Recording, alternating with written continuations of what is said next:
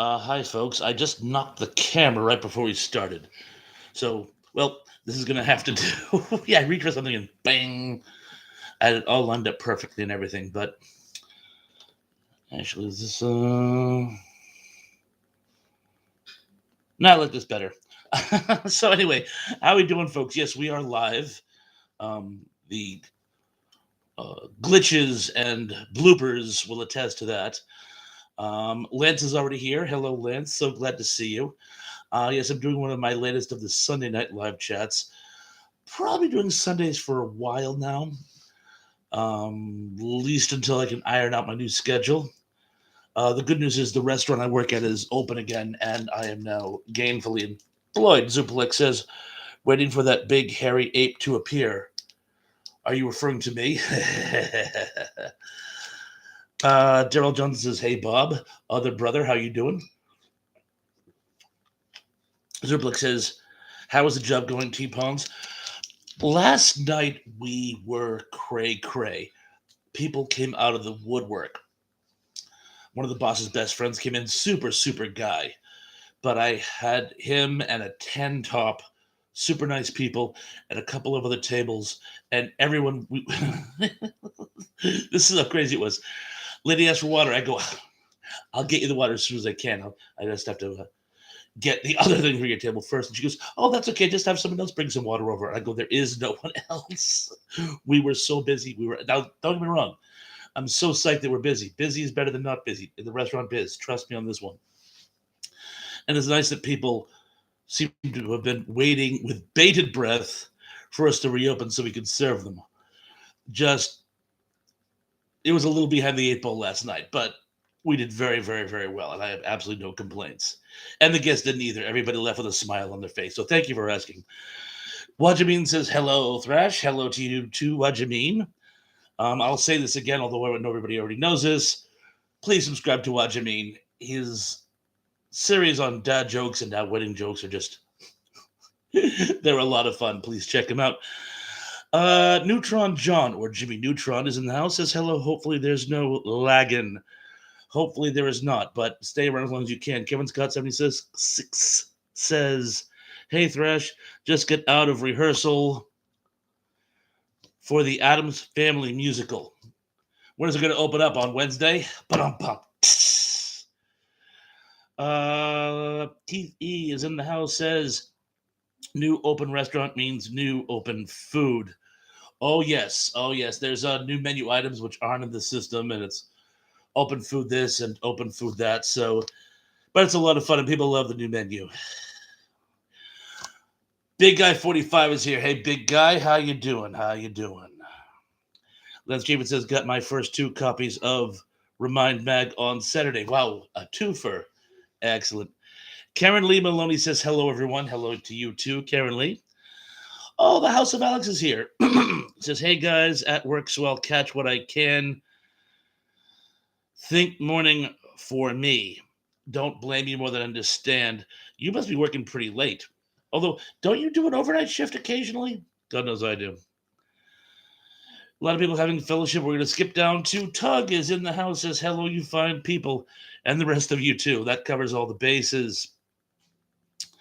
And goes without saying, if you haven't already subscribed to The Unapologetic Geek, I loved your last video on the Outer Limits. It's just, you managed to do all of them justice, even the ones you don't care for. Very proud of you. And Danny Staten says, greetings from South Carolina. And greetings to you too, Danny. So good to see you, as is always. Alex says, yeah, on a night shift. Yeah, you did one of your mirror image dramas on. Well, should we just go? Is mirror image drama better than mirror drama? I think mirror drama is punchier. Let's stick with mirror drama. But you did your mirror drama on a night shift, and it spoke to me literally. Oh my God, Dave's here. Dave Sundstrom says, "Hey all." Dave, so great to see you.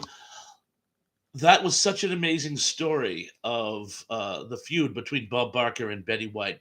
I'm glad Betty White won. I probably have to side with her point of view. But it was ironic that it was over an animal rights issue because they were both such advocates of animal rights. But anyway, Dave, I'm so glad you could be here. And I'm not even going to bother to tell everybody to subscribe to Dave. If you're here, you've already subscribed to Dave. But you know what? If you haven't subscribed to Dave, in fact, Danny, how about a couple of links? We'll have like a tailgate party. I'll have a few links. Does that hold water? Let's see. Keith E says, hello, everyone. The text is moving too fast for me to read. So, hello to everyone. It's a fellow and not a load of those who didn't. I think it's see hello or see fellow or see under love. But anyway, so glad you're here, Keith. And let's just see. Multi Bulka says that book looked fake. Why do you want to look smart? Well, I do have a lot of fake books on my room divider, but I have some real ones too. And I don't know if I look smart, but I try to act it. Oh, and Danny's bringing us links, things as always. Tracy Worth Myers is with us. Tracy, so great to see you, by the way. Oh, and those Facebook uh, links you send with all those restaurants. I'm going to go to Chicago just so I can go to some of the restaurants that you like therein. Jimmy Neutron says there was a small St. Patrick's Day parade in Bay Ridge, Brooklyn today. It was really good. Standing proudly when I saw the vets go by. Thank all of you who served for your service, and thank all the vets who aren't here for their service. We can't thank you enough. And let's see, that just skipped, so I'm going to have to backtrack a little. Here we go. And John Collins is here, and he says, hello, Bob and everyone. Are you all aware that Dave has uploaded the presentation which I suggested? I'm sure duper woo woo excited about it. As with everything Dave produces, it's stellar. Yes, I loved that post about vintage game shows. And I loved all of them. And I've always had a working theory. Does anyone else think I Lost on Jeopardy, the Weird Al classic, may have done something to catapult Jeopardy into being the fact that it was a bigger hit in the 80s than it was in its original run? Could be just a coincidence, but I'm sure it didn't hurt. Tug says, yeah, Dave, I had no idea about that feud. Impressive info. It really was. It was a great video, and thanks again. And I would certainly welcome more. I'm sure you've all heard my anecdote revolving around game shows. Match game fans out there, Gene Roddenberry had a summer house on Cape Cod. In fact, I believe he lived there for a while after his retirement. And one day, my grandmother went into a CVS and bumped into him and said, aren't you Gene Roddenberry? And I'm sure he's like, well, yes, I am. And she spoke to him briefly. But for the rest of her life, she told that story like they were in the war together. Jimmy Neutron says, what's up, yogurt? Dave says, thanks for the kind words, Bob and John. And Danny's giving us more links. Danny, you are the man. You are my man. Thank you for being our link guru. Kenneth Wilkinson is with us and just jumped off the page. Don't worry, I'll find you. We will never turn the page. There you are. Good. He says, good evening to Dave. Well, you know what? Good evening to you as well, Ken. It's always nice to have you. And Lance wants to remind Dave, thanks again for the Remind Mags. A remind for the remind. And let's just see what else we got. I was almost caught up. Tracy says, I missed you guys. We missed you too. It's so nice having you back with us. Dave says, Wednesday night with Jill Hecker from Yester Kitchen. I have to work. I'm wicked sorry. I'll watch it in the rerun. But I have to work that night. If I make it home early enough, I'll check it out. I doubt that I will, though.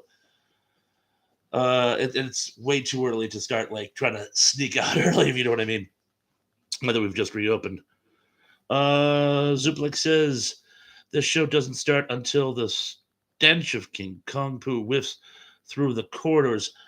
You have a very colorful way of making a point. Lance says, cool, Dave. Thank you. See you Wednesday. And he gives another link. And Danny gives another link. Sean Innes says, oops, sorry, a little late. Actually, so far we've just been saying hello to everyone. That's the first half of the show is hello, how are you? We always have our little fellowship. But Sean, you are right on time. Emily Miller is here with us. Says, hey, y'all. Hello, Emily. So good to see you again. It's always great having you with us. Oh, and I love the stuff you've been posting on Facebook, by the way. It's absolutely hysterical. Dennis Gaten says next Saturday or Sunday, or I'm sorry, next Saturday and Sunday, or WrestleMania weekend, I will be a little busy. More than understand. It's sort of your Super Bowl weekend. Jimmy Neutron says, so what kind of creature feature we're talking about, and when is the next creature feature? You know, it's so funny. I had the creature features box set on my desk today, which made me think of doing special creature features today. And I don't want to start too soon on that because some of the things we talk about may be given away in the game. So let's just wait and see if a few more people show up. We're at 16 now. I'd like to get close to 20. But the next creature features I do, well, you know what? How about after the trivia game, we'll talk about it because a lot of them are derived from that. And let's see, where is we? Oh, then says, Tug, keep me posted on the 90s action movies. Okay, thank you. Oh, yes, guys, please. Lance put so much work into our last chat. If you haven't seen Tug's video on action movies of the 80s, please, please, please check it out. We all worked hard, but Lance was great. It's so nice to see Lance on the other side of the camera. Tug says, Lance, it'll probably be in a few weeks. I got to get my ducks in a row again. More than understand. Zublik says, trivia, be prepared to be humiliated. It's multiple choice again, and if you guys watch big monster movies, you should get at least a few of them. Tug says they keep wandering off. The big monsters? Maybe. Oh, the ducks. Oh, speaking of which, we've had a lot of rain up here in Cape Cod. That little duck pond I'm telling you about my backyard is flooded again. Tracer Mom says, love you too, girlie. She's speaking to Emily. Emily Miller says, I'm getting used to it, Superplex. If I remember correctly, last trivia game you actually did fairly well. Better than me. And I wrote the questions. Let's just see here. You know what? How about we just start up? We're at 16 now. Some people might jump in a little bit later. You guys want to start the trivia question game? Yeah, Bob, start the trivia game. You sure? I mean, I can wait. No, please, Bob, start the trivia game. All right, I will right after I read Jimmy's question here. Wrestling ain't what it used to be back in then. Great storytelling, better athletic moves. And Emily says it was probably a fluke, Thrash. Well, anyway, I'm sure if you know giant monsters, you'll at least get some of them. Okay, and I'm going to start as always in no particular order. Okay, question 10. Which one is not a name? Oh, and a lot of these are not which one is, but which one is not, because I like questions like that. Which one is not a name for the three-headed kaiju of the Godzilla universe? A, King Ghidorah. B, Rodan. C, Monster Zero. Or D, the Astro Monster. I shall repeat. Which of these is not a name used for the three-headed kaiju of the Godzilla universe? A, King Ghidorah. B, Rodan. C, Monster Zero. Or D, the Astro Monster. And a bunch of you right at the gate with B. Yes, Rodan is its own separate entity. Sort of a, I guess you'd say a mutated pterodactyl, perhaps, but the three-headed monster is a completely different thing. Oh, everyone says, I don't watch old Japanese monster movies. Even when you were a kid? Oh, deprived child. Or depraved in your case, I don't know which. But moving on to question 9. Which film did not feature a giant spider? Was it A, The Incredible Shrinking Man, B. Earth versus the spider. C. Tarantula. Or D. The giant spider invasion. I shall repeat. Which film did not feature a giant spider? A. The Incredible Shrinking Man. B. Earth versus Spider. C. Tarantula. Or D. Giant Spider Invasion. And a lot of you people have A. Oh, Tom Levery! Oh my God, when did you sneak in here? Tom, so great that you're here. Thank you for joining us. And yes, you were right with A. Oh, Dave asks, anyone ever heard of the song Rodin by Michael Nesmith? Yes, I have. I can't remember it off the top of my head, but I do remember it. And oh, yes, that was also a trick question. A guy fights a spider much bigger than he in The Incredible Shrinking Man, but it's a normal sized spider. He just got smaller. I stayed big, the pictures got small. Moving on to question 8. What was the name of the space monster in X from Outer Space? A. Astro. B. Baltar. C. X ray. Or D. Guliala. I shall repeat. What was the name of the space monster in X from Outer Space? Oh, Emily says Bob. Very funny. Thank you. A. Astro. B. Baltar. C. X ray.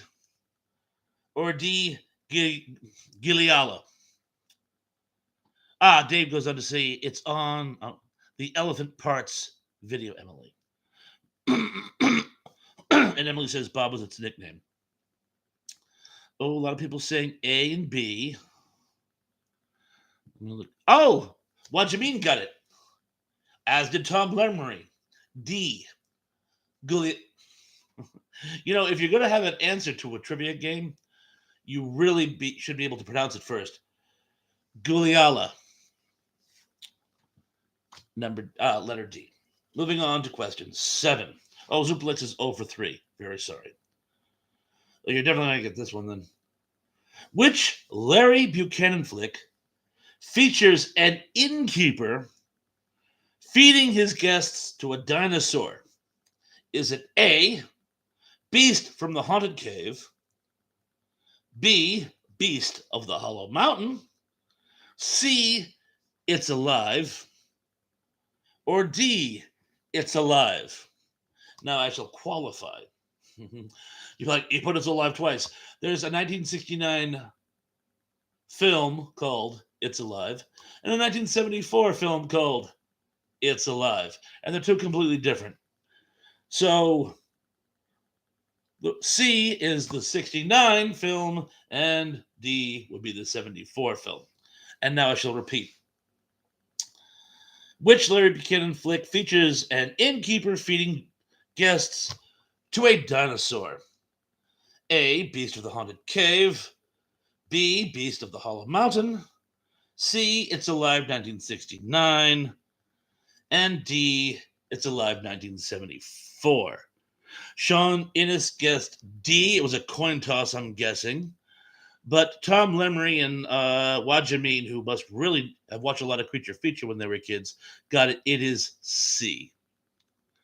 John Collins says, Bob, I'm going to cut out early tonight and watch some NBA basketball. More than understand. Thank you so much for making an appearance, John. Take care of yourself. Be good. Be careful. And I'll see you really, really soon. I promise. Yep, Zuplex is 0 for 4. And Sean is going, boo. You know what? If you said It's Alive, I'll count it. So if you want to count D, I'll leave that to your individual conscience. And now move forward to number 6. In which Gamera film does Gamera fight a giant squid monster? Is it A, Godzilla versus Bite my tongue. Gamera versus Baragon. B, Gamera versus Gaios. C, Gamera versus Gurion. Or D, Destroy All Planets. I'll come in again. In which Gamera film does Gamera fight a giant squid monster? A. Gamera versus Baragon. B. Gamera versus Gaios. C. Gamera versus Gurion. Or D. Destroy all planets. And Sean, it is actually, looks like he got it right first. It's D. Destroy all planets. Tug says C. I'm not well versed in Gamera. And Tom Lemry confirms, yes, D. Destroy all planets, otherwise known as Gamera versus Veras. But I like Destroy all planets better. And we'll talk about that later. It has some of the worst dubbing in any Japanese film ever released in the United States. Okay, someone's going to get this one. Godzilla's son is named what? Son of Godzilla. B. Godzuki. C. Minya. Or D. Nina. I shall repeat.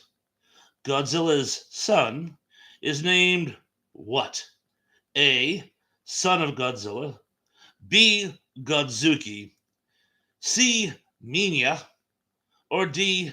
Nina. Yo, Joe, I love it. Liz James says Minya. I suppose it depends on the translation, but I'm going to give it to you. Anybody who put A, I'll give it to you. You know what? I'm going to give you Godzuki too, because in the cartoon universe, Godzuki is sort of a Godzilla Jr. And here's the thing, Godzilla's son is not actually his son, it's his adopted son. In the universe, they explain it. He basically is like a proxy father to him. But the correct answer is C. But I'll accept anything but D in this case. Danny Staten says, no matter what you call it, it's still the most embarrassing thing in the Godzilla universe. Very well said. And Tug, some people give yourself partial credit.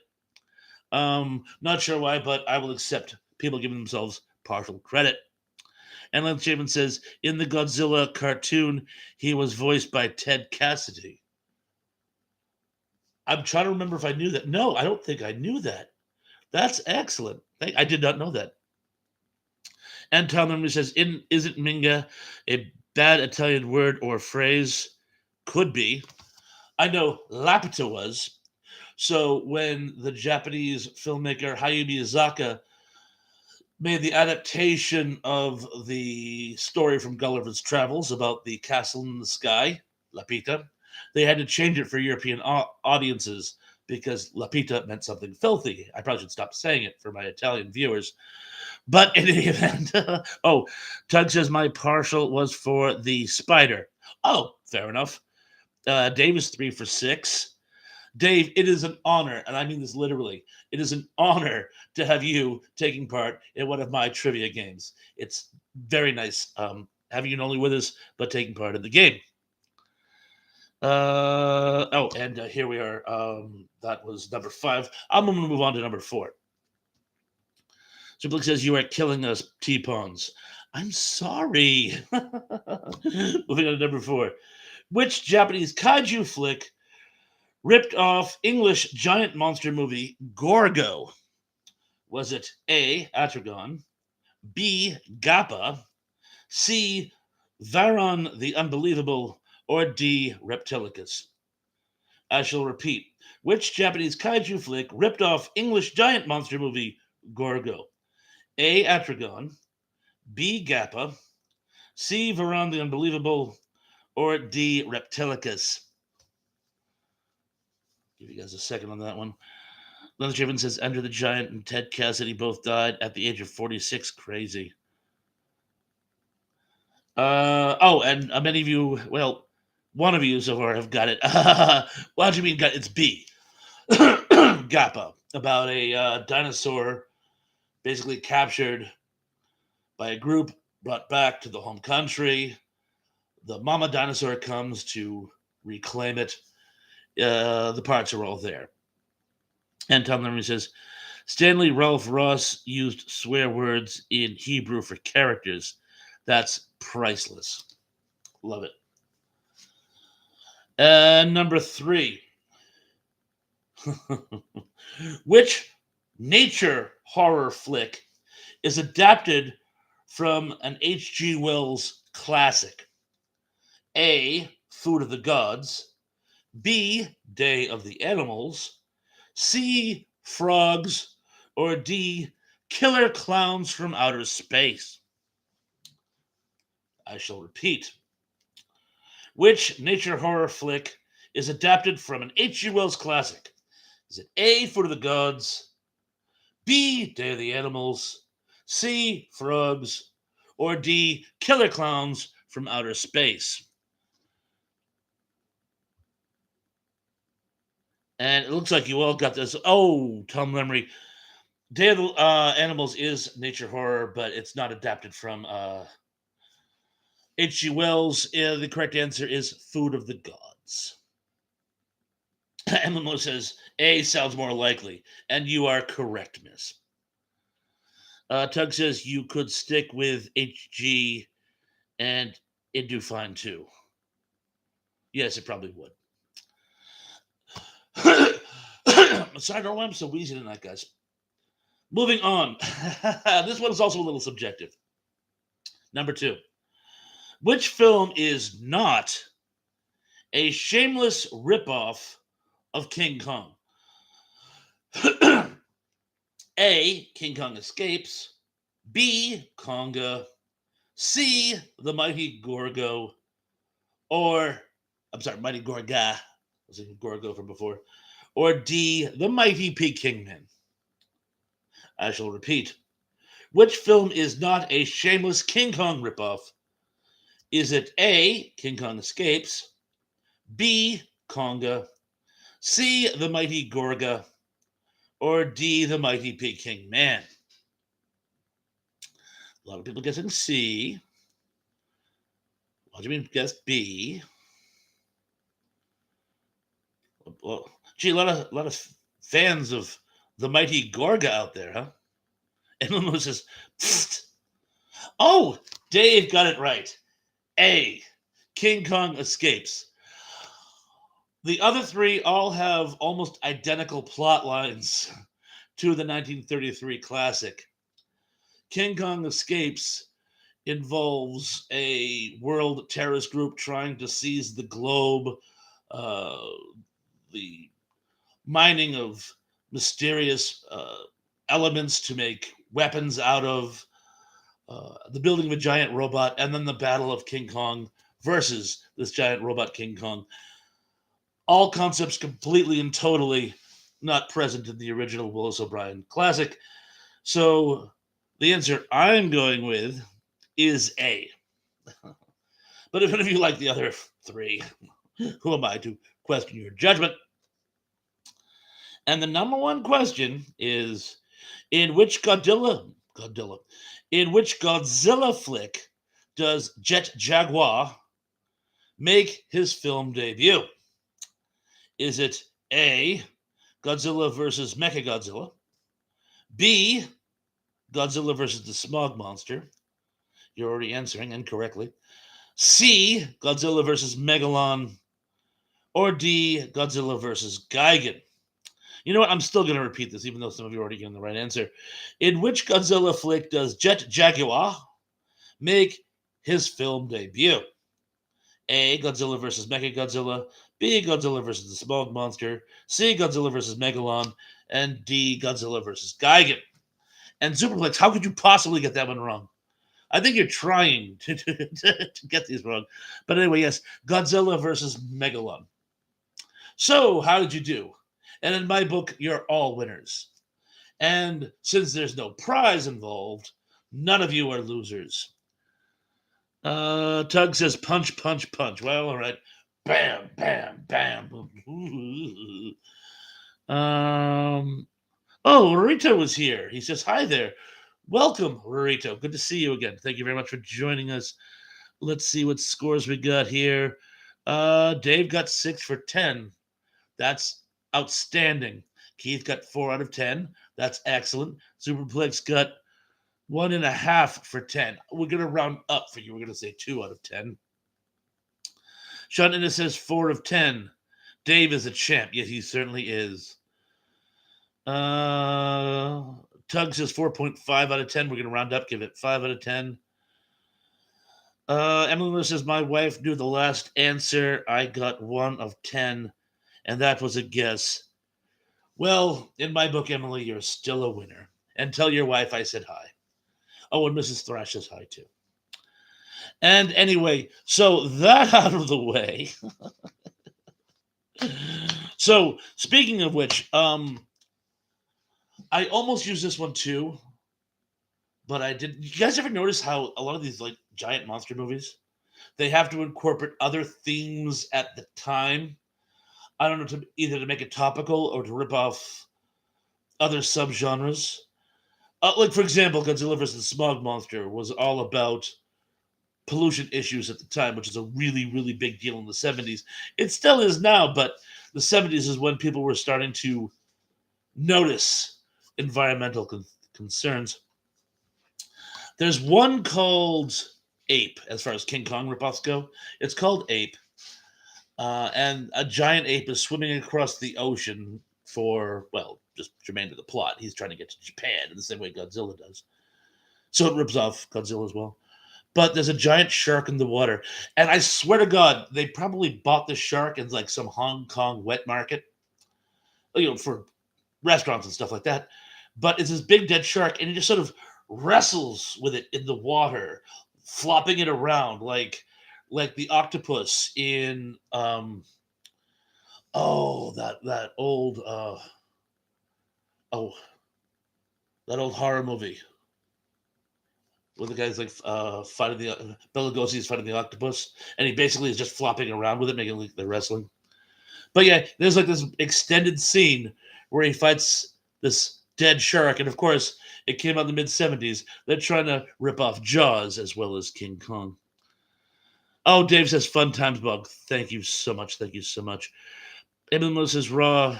I didn't learn Jack. Sorry. Sean Innes says waves to Emily Miller's wife. Yes, waves. Tom Lemley says I missed 3 and ended on a good note. Well, that's 70% for one of my games. That's actually outstanding. I'll try to make my questions more mainstream. By the way, I think because I'm a sci-fi geek, I know a lot of this stuff. So in my mind, it's like more common knowledge than it is. Ziplik says, "What theme did King Kong explore?" T-Pawns. Well, it was a retelling of the story of Beauty and the Beast. 'Twas beauty that killed the beast.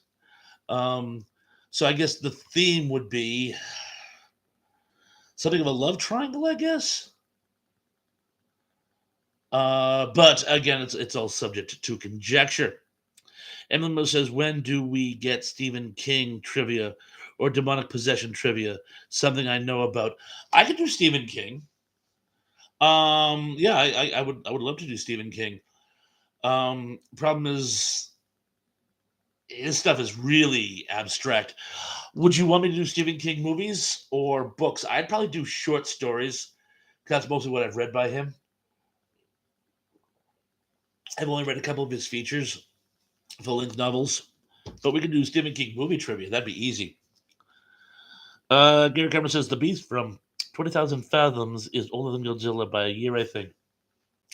It is, and a lot of people think that was the kickoff to the whole giant monster franchise. The Beast is actually based on a short story, a very short story, by Ray Bradbury called The Foghorn, which is about a sea monster which hears a foghorn, mistakes it for another sea monster's mating call, shows up, is disappointingly surprised, and destroys the lighthouse therein. The producers of I forget the guy's name, the guy who made 20,000 Fathoms, loved it and actually fleshed it out and insisted that Harryhausen do a scene where the Beast trashes a lighthouse as an homage. And I believe they actually approached Bradbury and gave him a stipend as a sort of creative consultant. But I mean, if you want to get really technical, a lot of people consider The Lost World the 1925 version, which has a brontosaurus escaping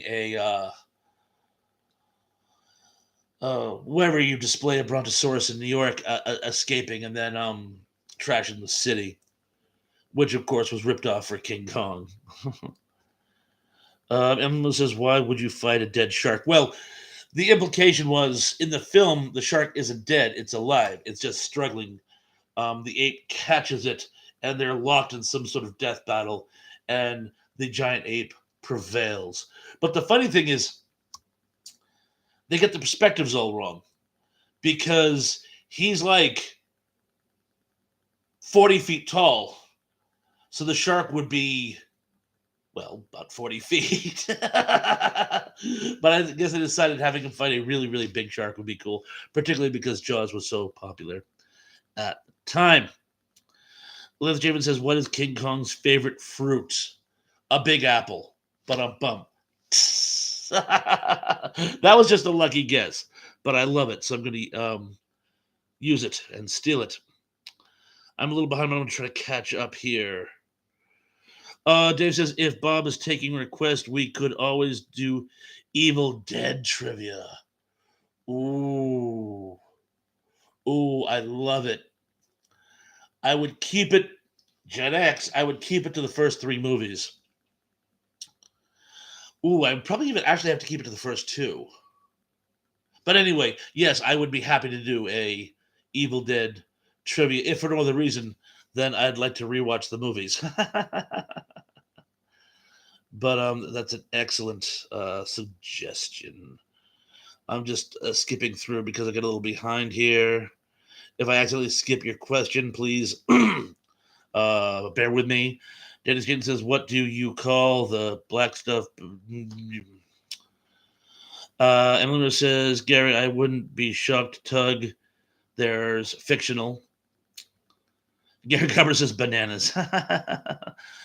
Tug says, "I think the theme of King Kong is Marion Cooper's Crazy." Okay. Emily says, "Sean Cujo had rabies. The dog certainly did. Got it from bats, didn't it?" Liz Jimmy says, "Grapes." Get it? GR apes. That's an actually even better answer than mine. I did like the Big Apple though. Zubik says, "Crazy like a fox, Tug, all the way to the bank, as they say." Let's just see. Tug says, "The fact that Cooper was still alive to make King Kong after his antics in Africa is incredible on its own." I'm not familiar with that story. I'll take your word for it, but I'm going to check it out. It sounds interesting. Gary Carper says The Lost World was a silent movie. It certainly was. Oh, Gary, by the way, hello. I'm sorry, I was so busy with the contest. If I forget to say hello to you or missed you, welcome to the party. Excellent to have you. And yes, it is a silent film. Sean Ennis says the serial killer cop from the Dead Zone is possessing Cujo. Crazy. Ron unprepared. Joe is here. Hello, Uncle Joe. Says sorry I couldn't. Sorry I could stay long. Family movie time.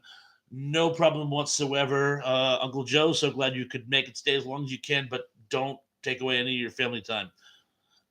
Feel free to pop out as needed. Emily says all movies are silent films if you mute them. Very, very well stated. A very zen argument of you.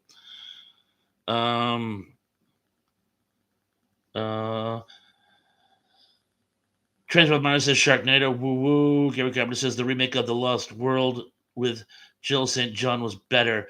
I never saw the one with Jill St. John. I'll take your word for it. Tug says Willis O'Brien did the stop motion for the original Lost World, and his protege Harryhausen did the stop motion for the Beast from 20,000 Fathoms. Was 20,000 Fathoms Ray Harryhausen's first movie? I didn't want to say that out loud if it wasn't 100%. I did know Willis O'Brien did do The Lost World, which is where he got some of the conceptualizations.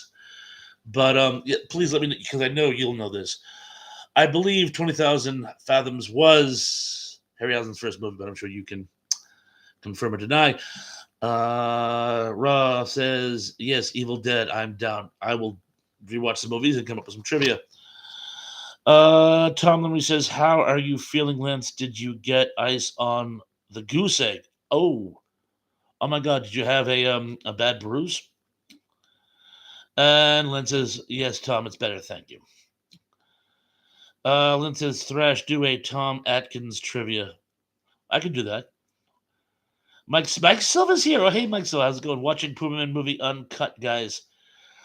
Sounds like a lot of fun. I haven't seen that movie in years. Lord help me, it's ridiculous.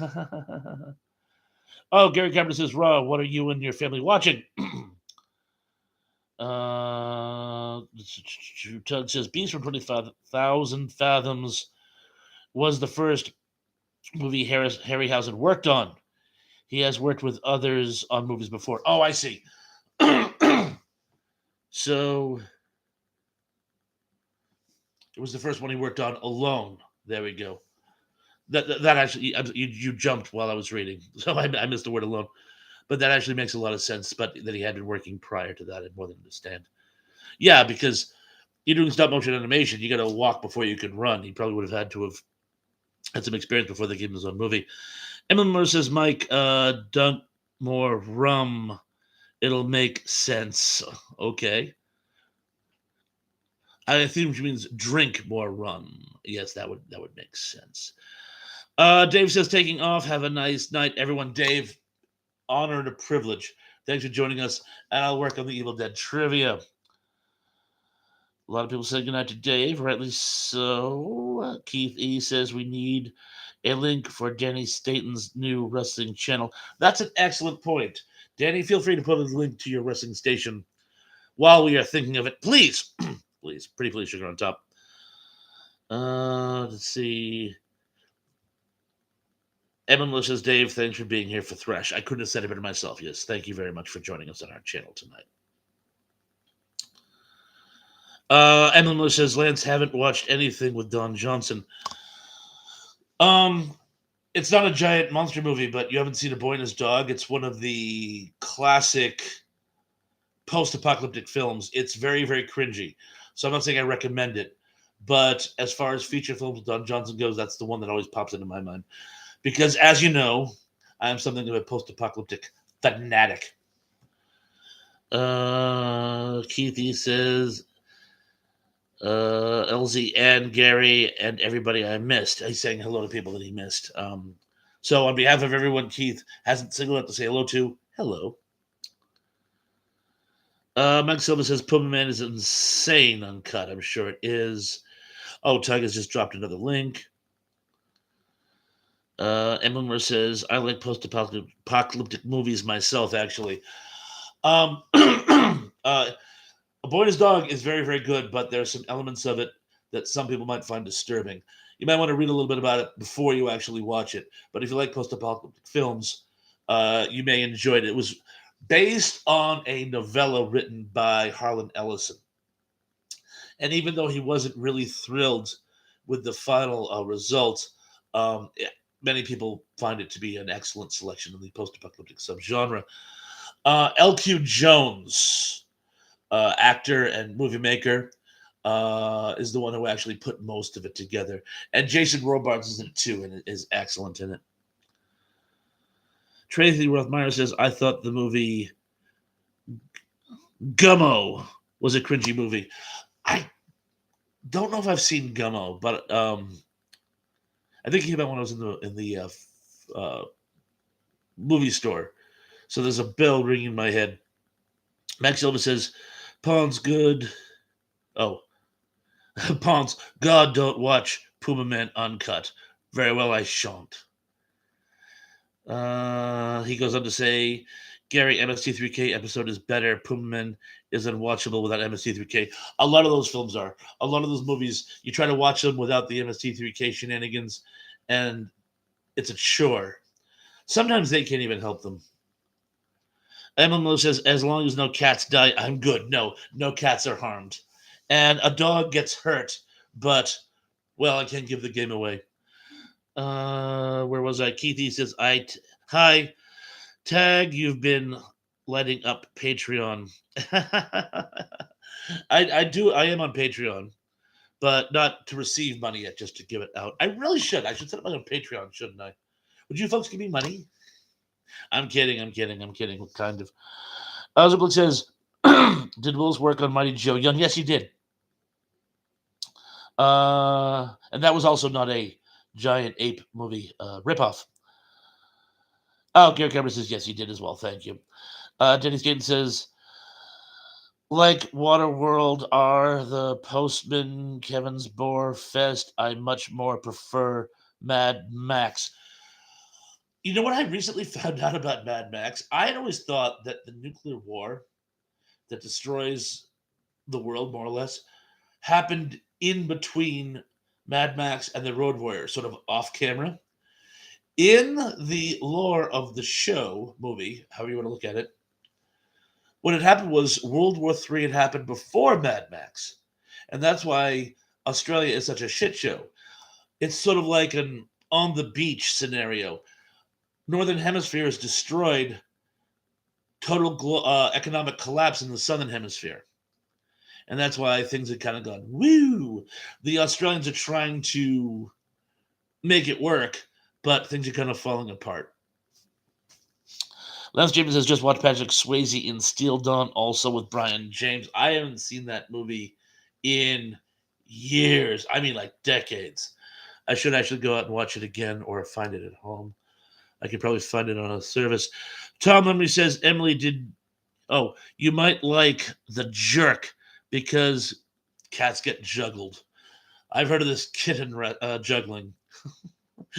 They don't really juggle the kittens, just so you know. Shannon says Gummo is a Harmony Korine movie, right? I'm not sure. I honestly don't know. So let's go with probably. Trey says, I guess I am a classic MST3K fan. Keithy says, that should say Tug on Patreon. And yes, I will give you money. Oh, you are so sweet. You are so sweet. Well, I promise if I do feel that I'm giving a quality product, which is actually warranted of people giving me money, I will set up one of those programs, and you guys will be the first ones I let know. I promise. Emil Mills says, I've watched The Jerk. I knew even as a kid the cats weren't real. Zublik says, Mighty Joe Young was like the second sequel to King Kong. When I was a kid, I actually thought it was. I thought the two were somehow connected, or at least in the same universe. Tug says, I've been trying to post more for my Patreon peeps, Keith. Gary Cameron says, Waterworld was a fair movie. It had its moments. It did have its moments. I'm not sure what it was missing. But it was not a total loss. My favorite part of the movie was Dennis Hopper. I thought he was excellent as that weird pirate dude. I think possibly the weakest film, and I'm not saying this to be mean. I think Kevin Costner was probably the weakest part of the film. No offense. Let's just see. Lance James says, Tug, have you heard of Nights with Lance Hendrickson, Chris Christopherson, and Gary Daniels? Ooh, I have not, but it sounds good. Like the cast. Watchamine says, Mike Silver, are you the one that suggested Laser Blast? Gary Carpenter says, I've got to get me another DVD player. The one that my sister gave me broke down. Oh, they're getting tough to find too. Try eBay. Gonzo is out there is here. Gonzo out there is here. There's a song there somewhere. Thrash, are you broadcasting from a small motel in Fort Lauderdale Beach? I stayed in that same room. I remember the shower curtain. Great to see your channel growing and growing. Love you, buddy. Gonzo, feeling more than mutual. Oh, and Danny, do me a favor. Please drop a link to Gonzo out there. He has some short computer animations, which are just the funniest thing. Thanks so much. And this is actually the curtain to my deck. Well, for those of you who seen some of my brief posts where I film off my back deck, this is the door to it. That's the curtain, so people can't look in. Keith E says, Tug, you are well worth the money. Some other things I spend on Patreon, I think I'm killing myself. You're very generous, Keith. Thank you. Sean says, Tina, I'm going to butcher the name, Marjorino was good in Waterworld. Tug says, "Can somebody tell me what Puma Man is?" It was a very very very silly movie that was done on MST3K, and I think Mike Silva's resigned himself to actually watching it without the MST3 shenanigans, and it's killing him. Gonzo out there says, "Hey there, guys, just dropping in for a minute to check up on my boy here."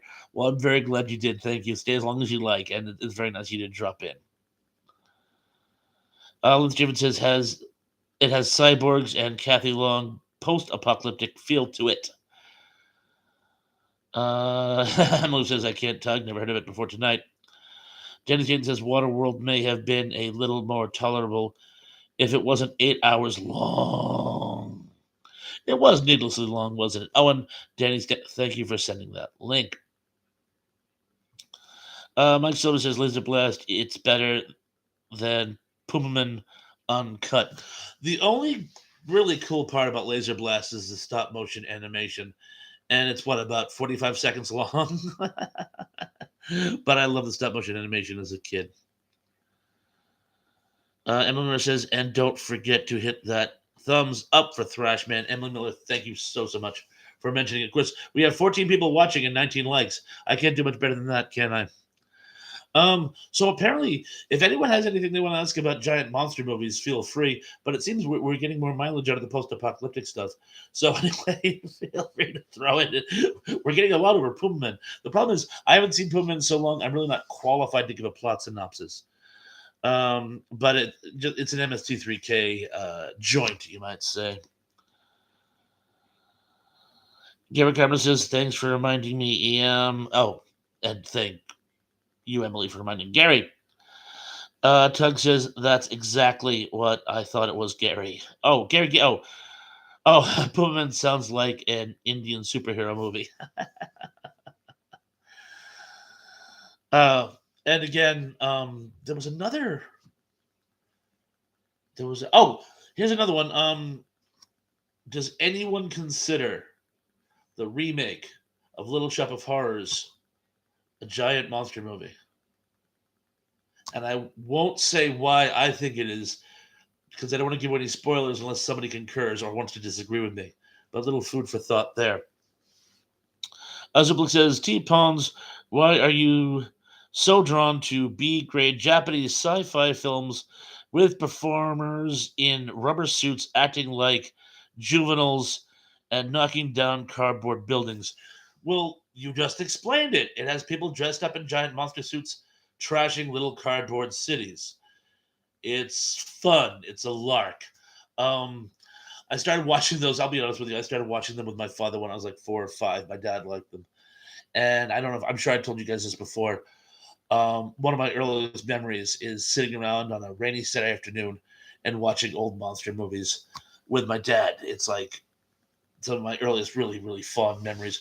Also, little secret, I was obsessed with dinosaurs when I was a kid. I should have been a paleontologist. I just didn't have that kind of attention span. But Godzilla was sort of a dinosaur and an action hero combined. So that got me into kaiju films. And I know he's a villain. Of course, that's the weird thing about Godzilla. He's a villain to begin with, but he sort of evolves into a good guy over the course of the Godzilla universe. So, in answer to your question, Lance, why do I like those films? They're fun. I get nostalgic about them, and they feed into one of my first true fascinations when I was a kid: dinosaurs. In fact, this shows you how obsessed I was with dinosaurs. When I was 4, we lived in New York, and my mother and father took me to the New York Museum of Natural History. They had to drag me out, but they brought me to the dinosaur exhibit, and I was in hog heaven. And what my father would do, because he'd love to show me off, he would read a placard like, "This is the Triceratops. It ate plants. It blah blah blah blah blah." He read it so he would knew what it would say, and he would ask me questions about it. And I would answer them, boom, boom, boom. Oh, it's a Triceratops. It was a herbivore. It would blah blah blah. And people stopped like, that child can read, and people thought I was reading it to my father. And then he would be even more impressed. Be like, "Oh no, he just knows this all.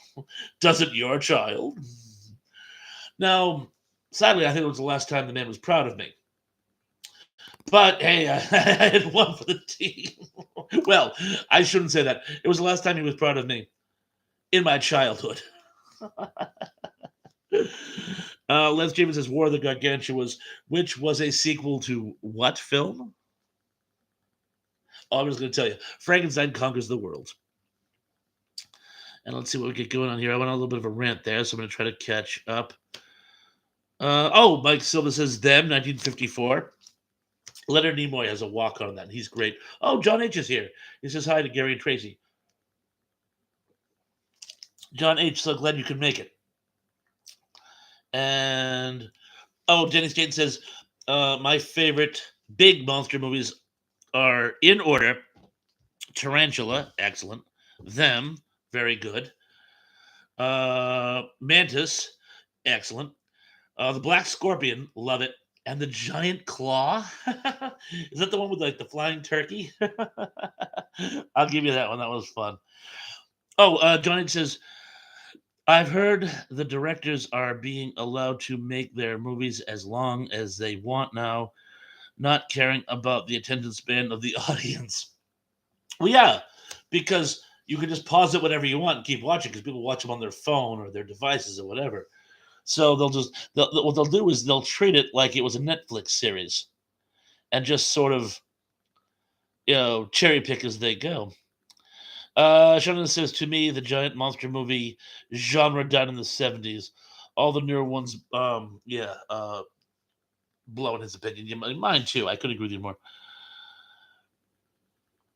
Liz Gibbons says RNG is starting her Flash Gordon watch party, going from early ones to the 1981 this Saturday at 5 p.m. Tell her I'm wicked sorry.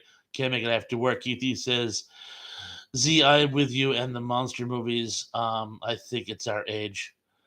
Yes, again, please make sure that RNG knows that I would make it if I could, but back to work.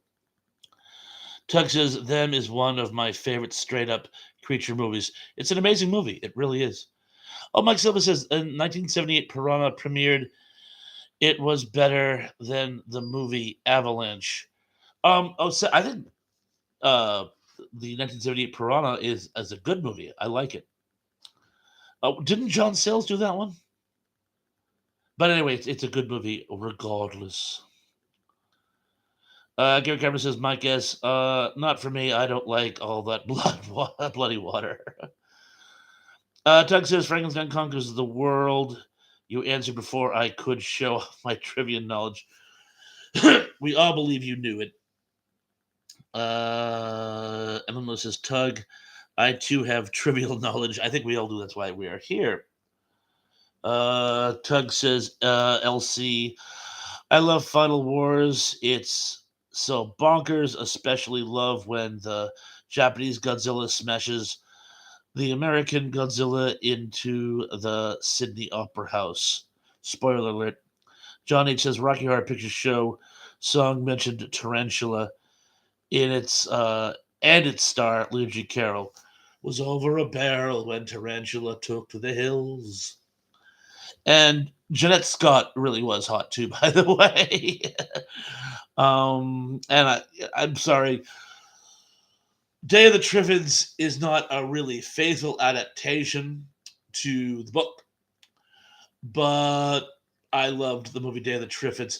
It was one of the precursors to Night of the Living Dead, because the people like held up in the house trying to keep the monsters out.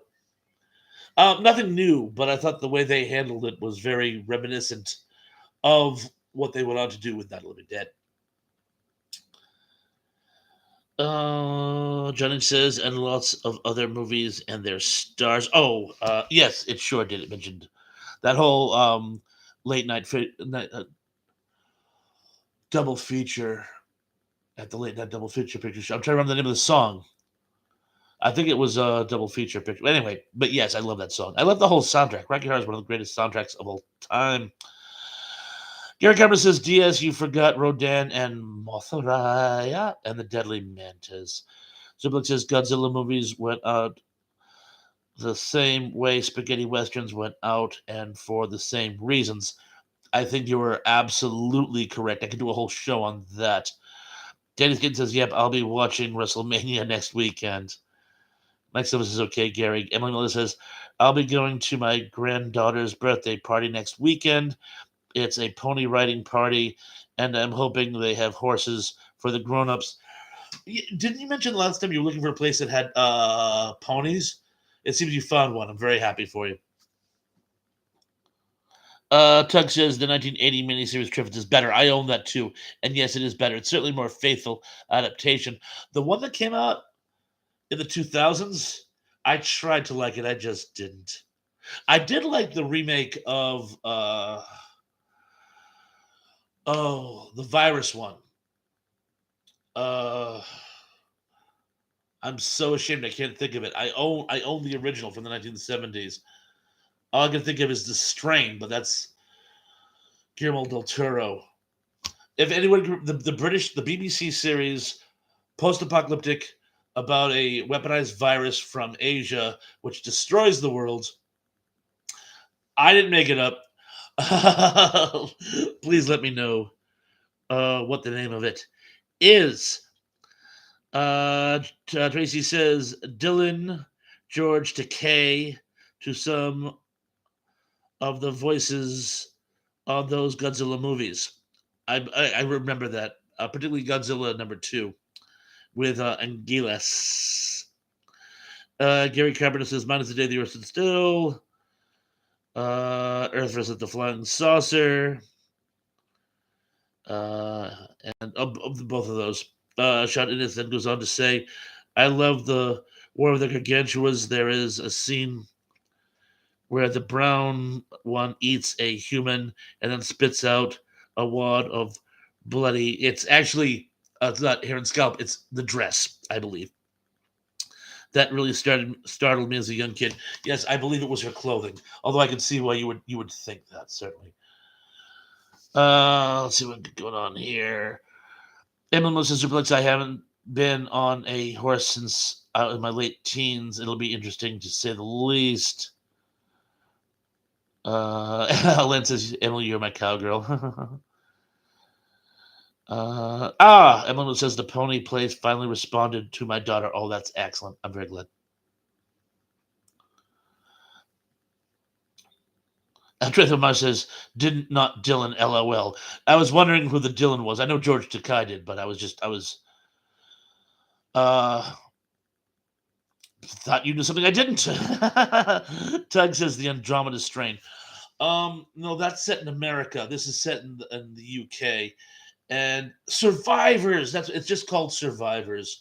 And the premise is this weaponized virus leaks out and wipes out like 98% of the planet. It's this one woman who's convinced somehow her son, who was in boarding school, survived and goes on a quest to find him and has all these weird adventures. It's like an English post-apocalyptic story. It's a road film. They just travel and travel and travel. And it's like The Fugitive, where every new group they find, they have a little drama with, and then she moves on. Zublik says, spoiler alert, Keith E. Godzilla smashes buildings along the way to beating up the bad monster. Shannon says Contagion. Oh, thank you for the guess. But no, Survivor or Survivors. Trinithos Myers says The Stand. There are a lot of pandemic post-apocalyptic fiction, isn't there? Tug says, oh, good. I thought you were saying you liked the remake miniseries of the Andromeda Strain. Oh, no. I didn't think I even saw it. Mike Silva says 1973 Tomorrow People TV show. I am familiar with that one, but no, it wasn't that one. Say around the same time period. Dennis dropped us another link. Tug says, I didn't even know there was a Survivors remake until now. I think it only lasted about 8 episodes. In his opinion, it was actually pretty good. It was a little grittier than the original, and uh, they they changed a few things here and there, but they tried to do the same themes in the actual evolution of the series. But again, it only lasted 8 episodes. Zuplex says, did George Takei die? No, he did not. Oh, Life and Sad Ending is here. Says, thanks, Danny. Steve, so great to see you, by the way. And again, Danny, if you'd be so kind, drop a link to the Life and Sad Ending. I love that spot you did on Peter Lorre today, too, by the way.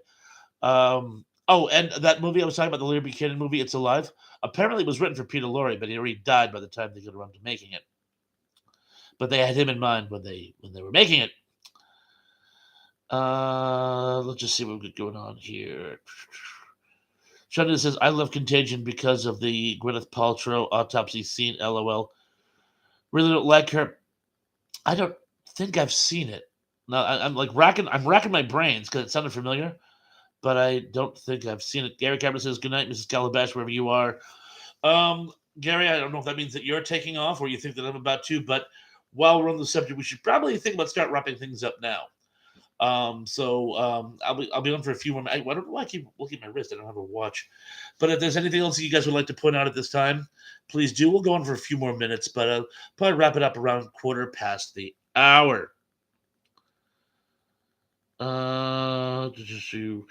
Gary Cameron says, good night and don't let the bed bugs bite. Yes, Gary, so apparently you are leaving us. Have a great night.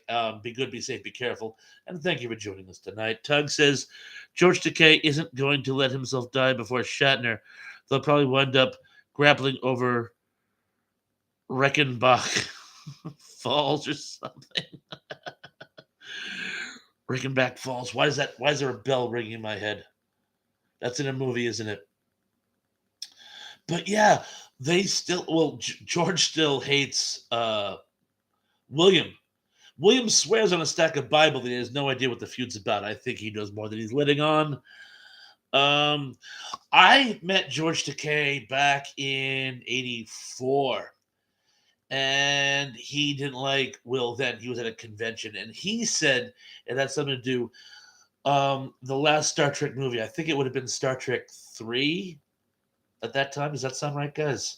Well, wait, whichever Star Trek movie was coming out right around then, uh, Shatner knew they couldn't do the movie without him. So he was demanding like a huge salary and 10% of the gross because he knew they couldn't make the movie without him. And there was actually talk that they weren't going to make it. And George was like, what Shatner, well, he said, Bill, what he wasn't taking into consideration was that the rest of us kind of needed the money. We needed this film. We needed the franchise to continue. And his tough negotiations could have cost them all a job. Now, it's a great story. I'm not sure if it's true or not. It's still a great story. It sounds plausible, but I'm sure there was more to it than that. I think it went back to the original series, something that went on there. Hi, Mrs. Thrash. Thrash says hello to Mrs. Thrash says hello to everyone. Kenneth Wilkinson says good night, everyone. Tug says good night to those who are leaving, and I guess to those of us who are staying can have a good night too. Well stated. A lot of people saying good night. Oh, a lot of people saying hello to Mrs. Thrash. Wajimeen says hello, Mrs. Thrash. Thank you. Emily Miller says, according to Shatner, Takei claims Bill was hard to work with, but Bill says George wasn't on set enough to know. Yeah, that's what Bill says. It was he'd show up, hey George, how's it going? They'd shoot their scenes together, but George and Bill were very seldom on camera together. I think there was some kind of drama. Remember we were talking about Harlan Ellison earlier? Harlan Ellison had some really good stories about William Shatner.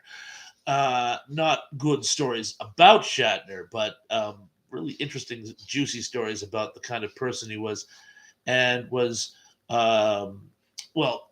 I'm not going to cast aspersions, but he Ellison didn't really like him, and it's weird because I don't want to say Bill was an egotist, but he was one of those people where if you didn't like him, it bothered him, so he would go to greater lengths to get Harlan Ellison to like him, and Harlan Ellison was one of those people where if you kept trying to get him to like you, it would bother him more.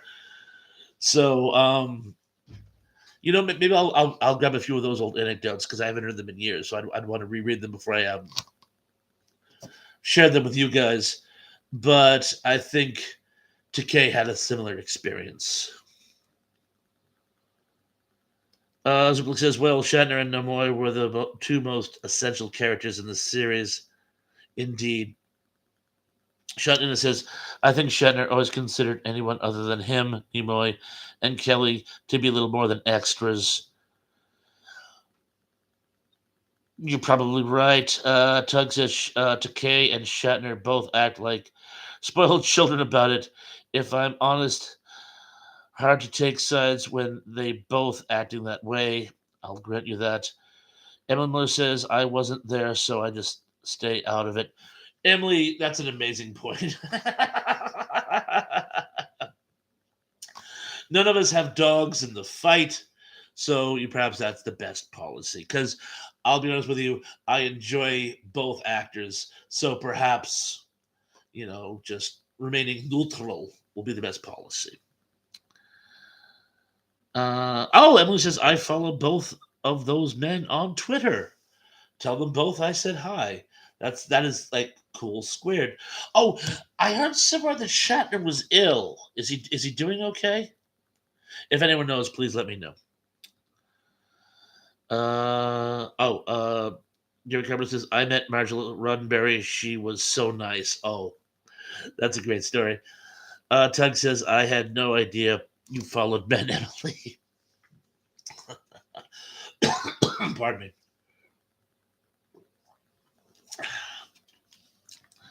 Mike Silva says it's almost over, Puma Man. I applaud your strength of character, Mike. And Miller says only on Twitter and TikTok Tug. Mike Silva says so many ads on this bootleg website. So Blake says, I like to think good thoughts concerning the Star Trek cast because I enjoyed the show so much. Me too.